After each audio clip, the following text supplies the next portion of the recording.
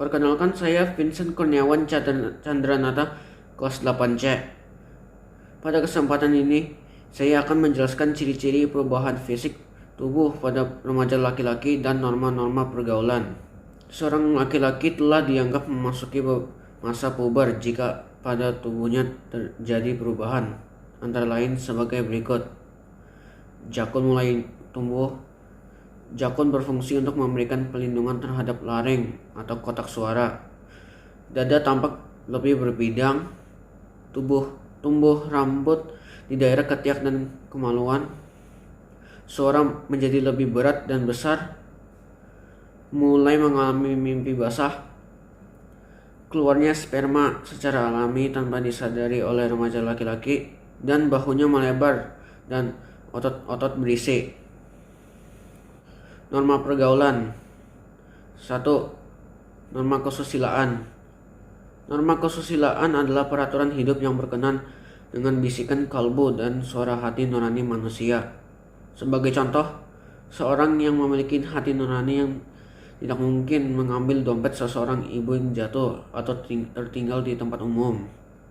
Seorang siswa yang mengikuti suara hati nurani tidak mungkin menyontek ketika ulangan karena tahu menyontek itu perbuatan salah. 2. Norma kesopanan. Norma kesopanan adalah norma yang berhubungan dengan pergaulan manusia dalam kehidupan sehari-hari. Contoh, berjalan di depan orang yang lebih tua harus meminta izin atau permisi. Bagi masyarakat di daerah pedesaan, pelanggaran ini akan mendapat teguran lebih tegas dibandingkan dalam masyarakat perkotaan. 3. Norma agama. Norma agama adalah sekumpulan kaidah atau peraturan hidup manusia yang sumbernya dari wahyu Tuhan. Penganut agama meyakini bahwa apa yang diatur dalam norma agama berasal dari Tuhan Yang Maha Esa. 4. Norma hukum.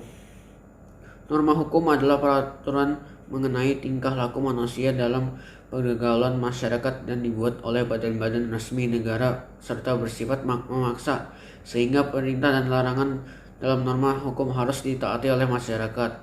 Oleh karena itu, dalam kehidupan sehari-hari, aparat penegak hukum seperti polisi, jaksa, dan hakim dapat memaksa seseorang untuk menaati hukum dan memberikan sanksi bagi pelanggar hukum.